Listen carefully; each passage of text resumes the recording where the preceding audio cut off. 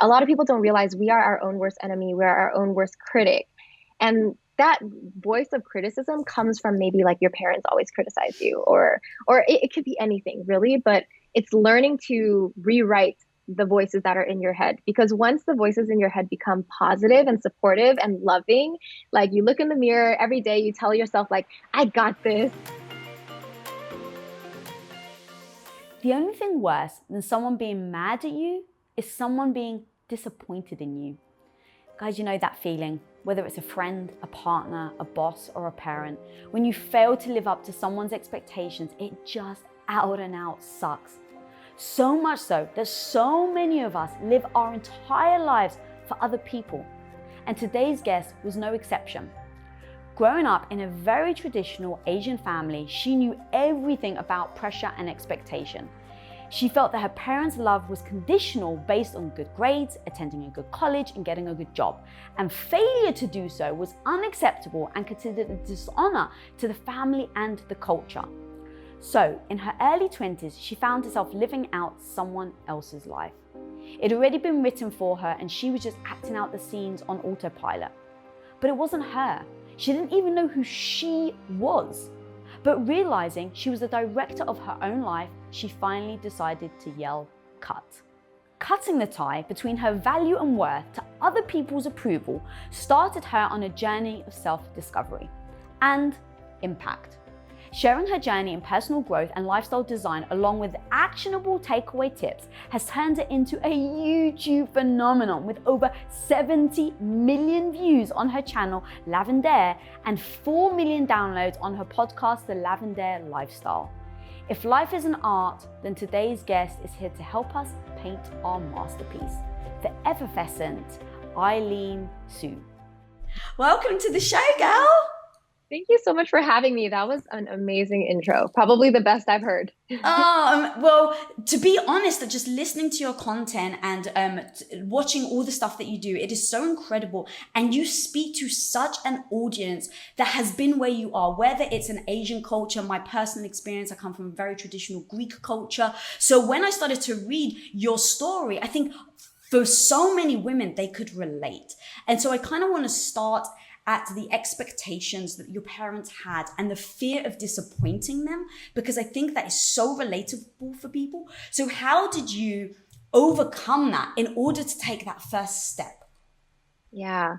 Well, growing up in an immigrant family, my parents were both immigrants. My mom was a refugee from Vietnam, and my dad was an immigrant from China. So I feel like a lot of immigrant children can relate to the feeling of like the pressure your parents put on you to succeed, because they sacrificed so much. They went through so much in their life so that you could have this new life, this American dream in America. And obviously they can get really strict on you, having the expectations to do well in school, get perfect grades, just be like the perfect child, go to the perfect college, get a high paying job and be set for life.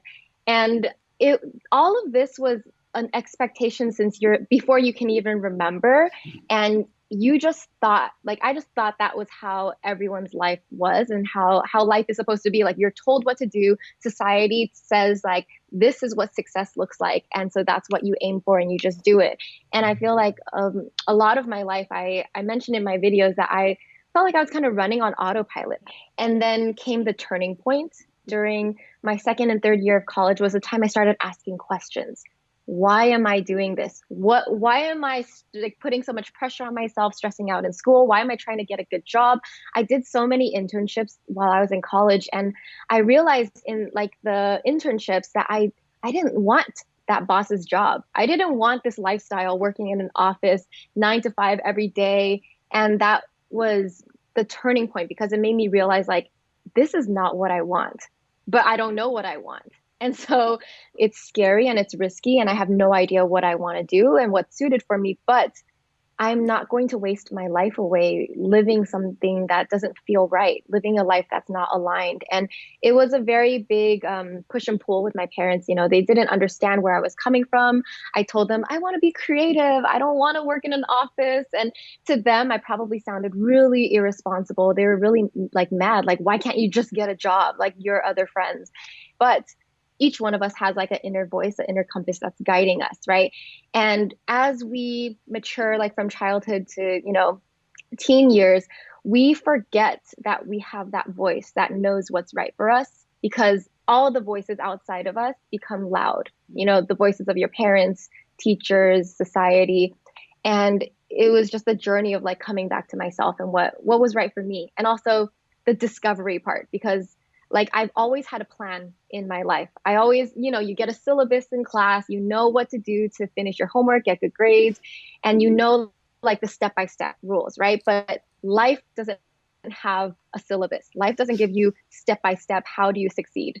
So that was really frustrating for me to not have a plan and to just live my life without a plan. And that's exactly why I want you on this show, woman. So tell us what that plan is. So take me back, because you said some really strong things there that I really want to kind of just hone in on and go a little deeper on. So once you start to discover this isn't the life I want, you go on internships, you're like, I don't want that position. What am I doing? Like all of those thoughts. But there's a massive chasm between that and then taking action. So even just approaching your parents, like that is so freaking scary. And like, as I start to process in my own head about me having to tell my own family, I don't want children, like that was a big deal. And I carried around a lot of guilt because the guilt of what my parents had gone through in order to give me the life that I currently have. I felt guilty in trying to follow my own dreams when they had given up everything for me. So talk to me about how you overcame that fear and actually still took action and still approached them. Like, how did you approach them? What did you say? And then how did you not let them steer you astray from your goals and dreams? Yeah, I mean, I have to be real. Like that, it's not like you tell them once and then you switch. It really was like a 2 to 3 year process of just going through a really hard time in life and them not understanding where I was. And then I just became so flaky. I started becoming really depressed because I was just not happy about anything in life. It's kind of like all the pressure came down on me senior year of college, where I would do the actions of like, okay, I'm going to try to apply for these jobs, send in my resume, and then I would get an interview time. And then once the interview came, I just like, I didn't wake up for it. I was like, I don't even want to go. And so I was sabotaging myself because I just couldn't go through with it. And so like the whole time my parents didn't really understand what I was going through. My dad was just arguing with me like, why can't you just get a job, any job, even if you don't like it, just in the meantime while you're figuring out what you want to do, because you don't know.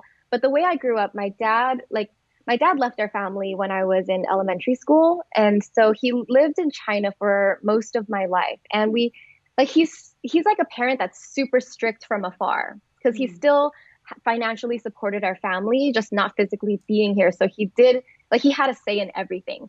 And there was the pressure of, my mom would give us this pressure, like, if you don't listen to what your dad says, like he's going to cut us off and we're not going to be able to feed ourselves. And so that was like extra pressure on me because I'm the older child. And it's kind of like, you're expected to, be able, in the Asian family, you're expected to get a job so you can take care of your parents down the line, right?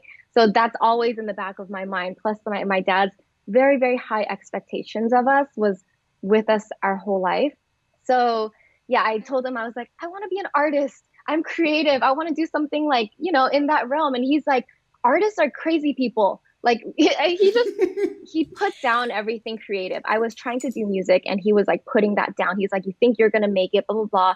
And I was dancing at the time. I was on a dance team and he was mad that he was like, come home right now, leave practice right now. Cause the dance team was like, had practices at night. So he was that unsupportive of creative endeavors. And I can't say that I resolved it until like I started Lavendaire in 2014. And then maybe like 2 years after I started Lavendaire, money started trickling in. So once money starts trickling in and my audience started growing, I finally had something to show for it. So I finally, slowly and slowly, they started to understand what I was doing and that it was actually working and I was making money from it. And I think at that point is when your parents start to soften up. But there was no like, they didn't, like Asian parents, they don't they don't believe it until they see it. You know what Right. I mean? So explain Yeah. that to me then, because I totally relate to that. Same with my dad. We were growing Quest. We were growing at Hmm. 57,000% when we started Quest Nutrition. We went from zero to $1 billion Mm, in nice. 5 years. So, but Wow. my dad, even when I was telling him how much we were growing, he was still asking me, when are you going to quit your job and have Yeah. kids? So it's like until he came and saw, 100,000 square feet of production, that's when he was like, oh, yeah, I guess you can do it. So Yeah. there's something to, you're never going to be able to persuade them, right? So it's like you Yeah. have to show them, like your struggle with the pressures of parents on what you're going to do in your life is extremely Yeah. universal, and so many people can Yeah. relate. And like I even said at the beginning, right, you chose to change it and have the life that you want, but so many Yeah. people don't. So while it may seem like it's not an extreme, difficulty, it's like people quietly live It's their the lives mental. Yeah. yeah, I think so many people live their lives in quiet desperation. And that is one of my biggest fears, to live a life in quiet desperation, but I can't get Mm, out of it. So I actually heard, going back to like the power of belief, the reason why I asked yeah. that is so many people talk about, like, do you have to have the confidence first in order to approach something, or do you have to approach something to build the confidence? And I heard you say, I told myself I was a pro before I actually was one. And Oh I was yeah. like, that's the type of mentality, right, that people have to tell themselves over and over again in order to keep going, in order for you not to have stopped after that 1 year, to have kept going. So talk to me about you telling yourself you're a pro, and like, did you believe it, or were you like, I know I'm kind of lying to myself, but like, what does that look like? Because again, power of Yeah. belief, I think, is everything. Yeah. I mean, it really, in the beginning, it totally feels like, fake it till you make it. Right. And to what you were saying earlier, it wasn't just the pressure from my parents. It was also like I was a good student. I did well in school. So I went to business school. All my peers were getting like high paying jobs in these like, big buildings in downtown. And it was also the embarrassment Right. of like my peers judging me because they're like, Eileen, I thought you were smart. Why are you doing YouTube? Why would you like you paid money to go to like a good business school, and why are you just doing YouTube? And that kept me from starting too, because I was like, I at the point that I started Lavender, I felt like I'm like, am I too old for this? Because all my peers were like adults now, 23-year-old adults making money. And it was that like I had to get over that too, the embarrassment of being like, yeah, I'm a YouTuber. Like I'm Oh, so doing this. how did you get over that then? What were, like, let's say, three things that you had to do so that you wouldn't, be embarrassed or ashamed, and that you actually took that first step? Yeah. I mean, the first thing is it's a huge journey, but you have to learn to stop caring about what other people think of you. Ooh. And there are different things, different ways you can think about it. People aren't thinking about you. People are thinking about themselves. They only think about you for like a split second, and really you're not that important. And don't take anything personally, Mm. meaning like whether people judge you or whether they give you compliments or whether they say something critical, it's actually not really about you. It's actually a reflection of who they are as a person. Because everyone is just mirrors, right? They project their insecurities on you. They project their fears on you. So when you're pursuing something risky and your friends tell you like, "Oh, are you sure you want to do that? It doesn't seem like a good idea. Like, do you really want to make a fool of yourself?" That's them projecting that they are embarrassed to do something like that. They're scared to take that risk. So that's the first thing. And then number two, like we talked about, is you have to fake it till you make it. You really have to build the self-belief and self-confidence. And if you're an insecure person like I was when I was young, it takes a lot of work, just a lot of journaling. Like, why do I have this negative self-talk? Why, when I look in the mirror, do I say something negative about myself? Ask, like, really, like, examine your thoughts and ask yourself, how can I, like, rewrite my thoughts so that they're supporting me instead of being like my own worst enemy? A lot of people don't realize we are our own worst enemy. We're our own worst critic. And that voice of criticism comes from maybe like your parents always criticize you, or it could be anything really, but it's learning to rewrite the voices that are in your head, because once the voices in your head become positive and supportive and loving, like you look in the mirror every day, you tell yourself like, I got this, and you, even if you make mistakes and you fail, you're gentle on yourself instead of beating yourself up. You're like, you know what, like, I love you, it's okay, you tried, it didn't work, you learned, let's move forward.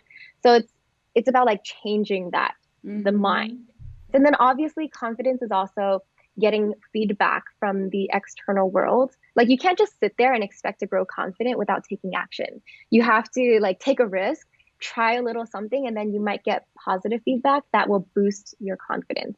How do you then handle the negativity that comes your way? Obviously, being, I mean, I think as any human being on social media, you get negative, feedback, but obviously being more in the public eye. So, how do you actually deal with that then? Yeah.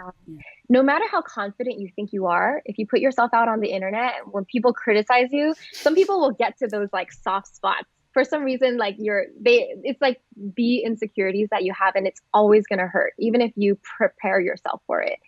So there's no running away from that. But like I mentioned, it's not caring as much about what people think of you. The recognizing people are mirrors. They're Mm. only projecting onto you their own insecurities and fears.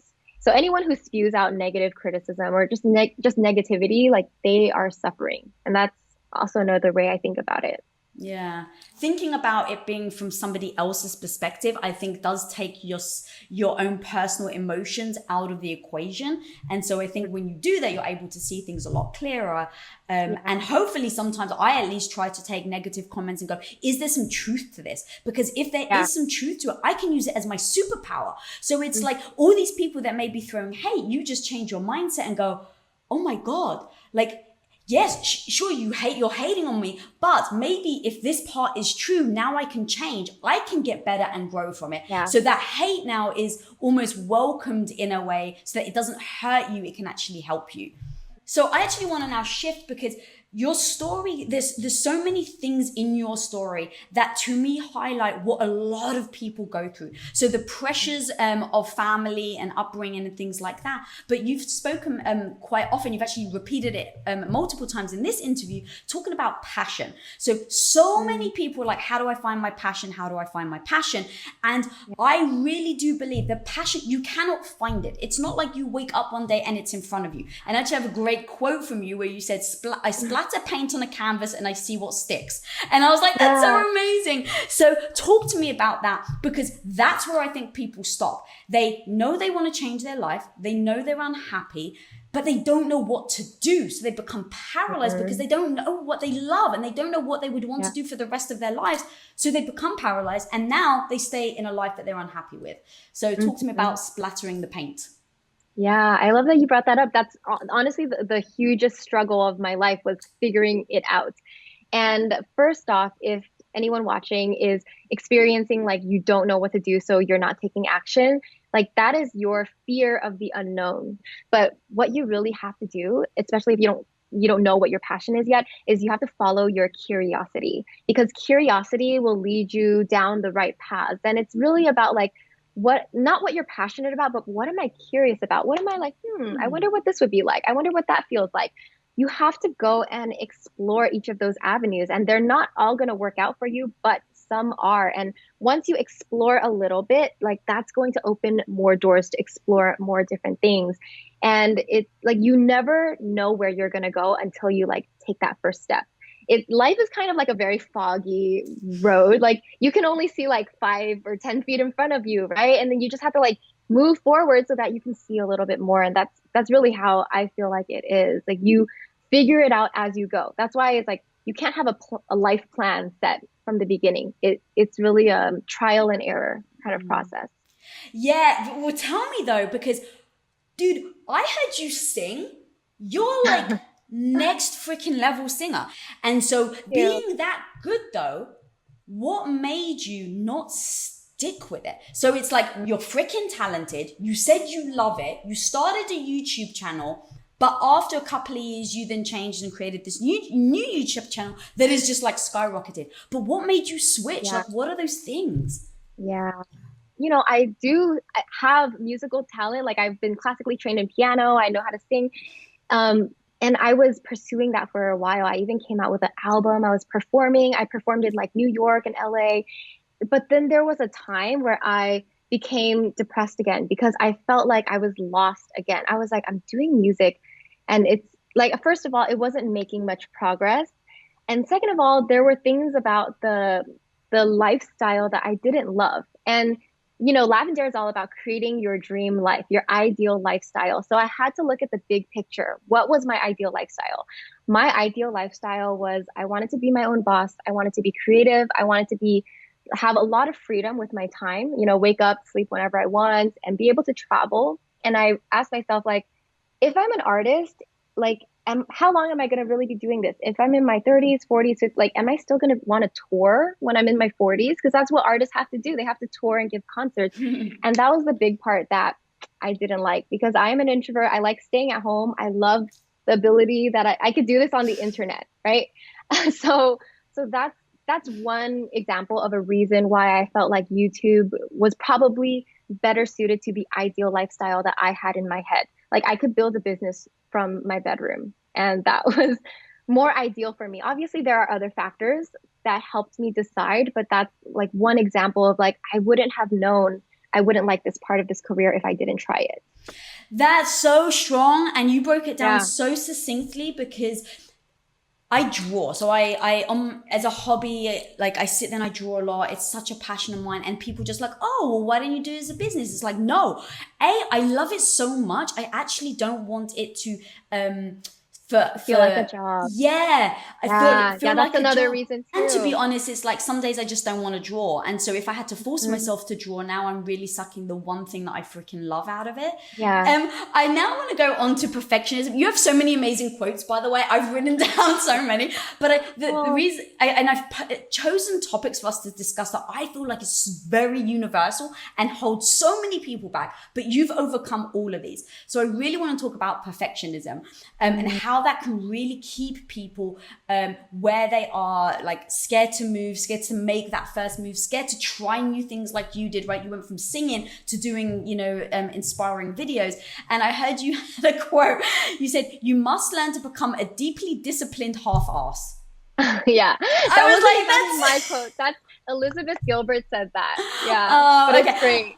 It is so freaking great. So talk to me about how you become a disciplined half-ass. I had to learn this along the way that because I think growing up as someone who cared about what other people thought of me, you want to appear perfect, right? You want to appear like the perfect child, appear like the perfect person.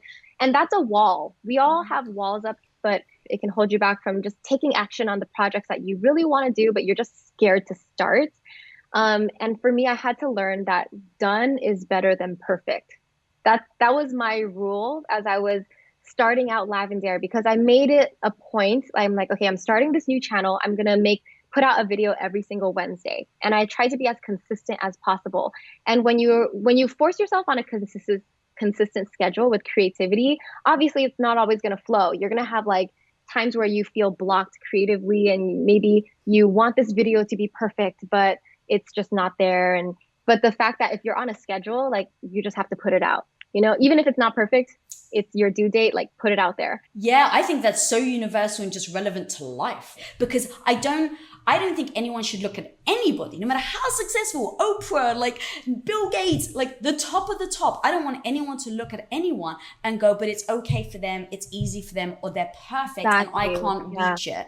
Because people may look at you, whether they want to start a YouTube channel or anything, and they'll be like, well, she's got a talent that I don't have. I can't reach that level of perfection. So for you to go, guys, it's not even perfect in my eyes. I just have to get it out. That is absolutely such a beautiful and refreshing thing to hear. Yeah, like we expect that all these successful people are perfect, but really they're going through the same feelings that we are. You don't want to compare your chapter 1 to someone else's chapter 20. I've been building these skills for years. I already had video experience, audio editing experience, performing experience. We build our skills over time and through failures and just making mistakes. So don't compare like how you are starting out to someone who's successful. Yeah, love that. And just to add, you're never too old. Like you're never too old. If you're 50, I if thought you're I was 60, too old, but I was like, no, I'm gonna do it anyway. And it's true, you're never too old.